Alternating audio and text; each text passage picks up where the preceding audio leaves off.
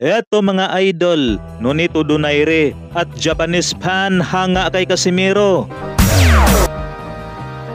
So sa isang live nga po ni Antay Marukoy Academy ni Muel Eparagire na isa nga po sa kanyang panauhin ay ang ating pambato na si The Filipino Plus Donaire. Dito nga mga idol ay natanong itong ating pambato na sa kabila nga raw na kanyang narating o accomplishment kung may inaasam pa ba raw itong laban sa kanyang boxing career, na sinagot nga po ito ni Donaire na may kasamang bad news mga idol dahil sinabi nga po ng ating pambato na magpapagaling pa nga raw ito sa kanyang injury. Saka nga raw ito muling magbabalik sa ibabaw ng luna. At sa sinasabi namang ito ni Donaire, ibig sabihin lamang niyan na kahit maedad na ito na 41 sa ngayon ay wala pa rin itong balak magretiro sa pakikipagsalpukan sa ibabaw ng luna.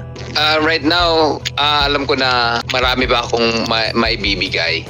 Ang ano ko lang is, nag-step back lang ako kasi marami ako mga injuries. Samantala mga idol, isang fan ni Cuadro Alas Casimiro ay bumanat nga po ito sa isang page na ang sabi nga po nito, background nyo Halo Blacks, tapos tatawagin yung kangkong tung may bagong raptor, bagong gym at bagong lupain at bahay. Mahiya naman kayo sa balat nyo, sino ang kangkong sa inyo? Kaya yung background na Halo Blacks or yung limpak-limpak na pera sa bangko. So sagad nga po hanggang buto ang banat nitong tao na ito mga idol. Samantala, na-content na nga po natin ito sa ating previous video, ang pag-amin ni Yukinori Ugone na ayon nga sa kanya ay nabugbog nga raw ito at natalo kay Casimiro, kung saan ay napakomento naman ang isang Japanese, birada nga po nitong hapon mga idol.